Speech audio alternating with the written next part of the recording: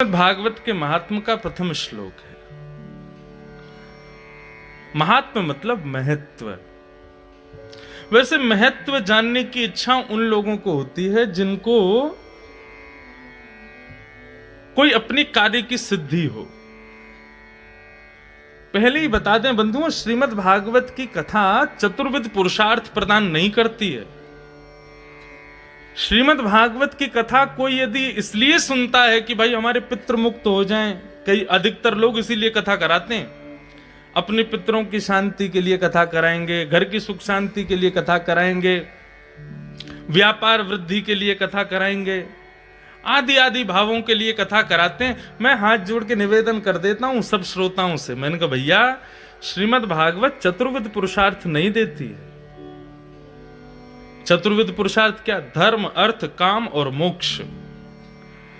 चतुर्विध पुरुषार्थ की प्राप्ति की भावना से यदि कथा श्रवण की, ऐसा नहीं है भागवत देंगी नहीं, देंगी, लेकिन आप चूक जाओगे। एक प्रकार से वही हो गया कि आप जौहरी के पास जाकर के हीरे का मूल्य ना पूछ करके कांच का मूल्य पूछे रहे हो। श्रीमद् भागवत चतुर्विध पुरुषार्थ तक सीमित मत रखो। श्रीमद् भागवत तो स्पष्ट श्रीमद् भागवत के प्रथम स्कंद में श्री शुकाचार्य जी महाराज वर्णन कर देते हैं कि श्रीमद् भागवत क्या है।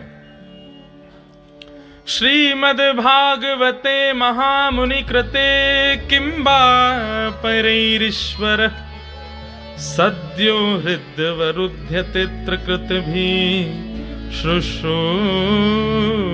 शुभेस्तक्षणा।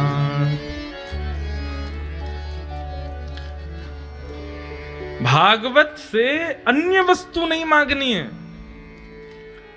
भागवत केवल एक ही की प्राप्ति कराते हैं और वो है साक्षात त्रिभंग लली श्री श्याम सुंदर। श्रीमद् भागवत की सन्निधि में आकर के इनको मांगो, बस ये प्राप्त हो जाएंगे और बहुत सहजता से प्राप्त हो जाएंगे। लेकिन चतुर्विध पुरुषार्थ की प्राप्ति आदि अन्य भावों से यदि कोई कथा श्रवण कर रहा है तो एक प्रकार से मैं अपनी व्यासपीठ से निवेदन हाथ जोड़ के कर दूं तो वो व्यक्ति चूक गया।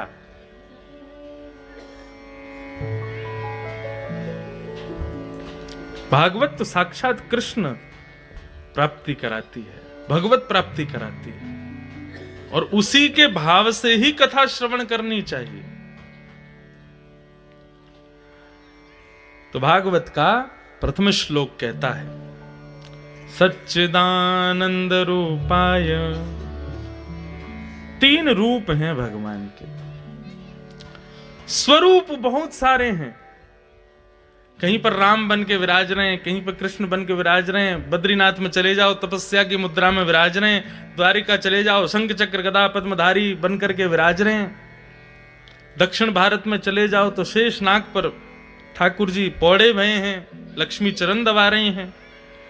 स्वरूप बहुत हैं, पर इन समस्त स्वरूपों के रूप तीन ही हैं। रूप और स्वरूप दोनों में अंतर क्या है?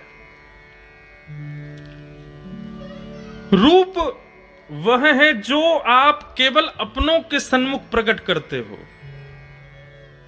और स्वरूप वो है जो आप संसार के सन्मुख प्रकट करते हो।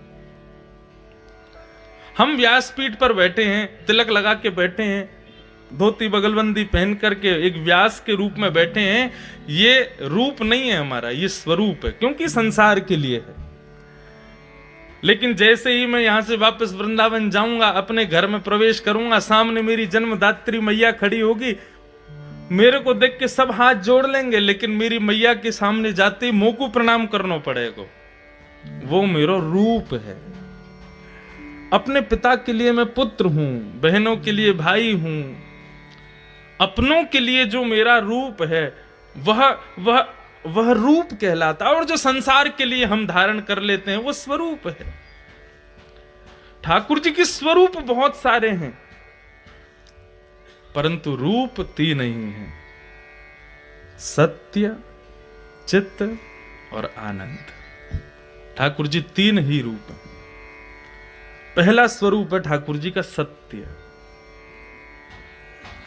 सत्य स्वरूप क्यों है, इसके अनेक भाव हैं, लेकिन मुझे आज के परिप्रेक्ष्य में देखा जाए तो आज की भावना से यदि मुझसे पूछा जाए तो सत्य स्वरूप ठाकुर जी इसलिए हैं, संसार के हर व्यक्ति के सन्मुख आप झूठ बोल लोगे, लेकिन ठाकुर जी के सन्मुख जाते ही झूठ बोलता नहीं है, सत्य अपने आप प्रकट होता है। हम भले ही सामने वालों से कितना भी छुपा लें कि हम क्या क्या करके आए हैं, लेकिन जैसे ही रघुनाथ जी के सन्मुख जाते हैं तो रघुनाथ जी से जाके हाथ जोड़ के कहें, हे राम जी आपको सब पता है मैं कहाँ से कहाँ करके आया हूँ, मैंने कितने घपलेबाजी करी है, मैंने कौन की चोरी करी है, कौन से ईर्ष्या करी है, कौन से द्वेष किया है, आपको सब पता है नाथ, मुझको क्षमा करियो। ठाकुर जी के सन्मुख सत्य प्रकट होता है, संसार के सन्मुख नहीं। और वही सत्य कहां भी प्रकट होता है। अच्छा, प्रकट ना भी हो रहा हो लेकिन हृदय में क्षोभ तो रहता है उस सत्य का।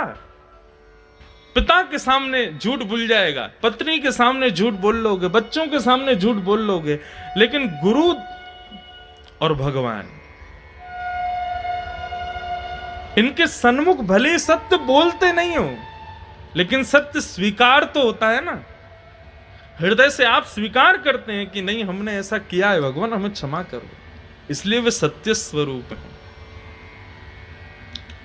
तो प्रथम भाव ठाकुर जी का रूप क्या है? सत्य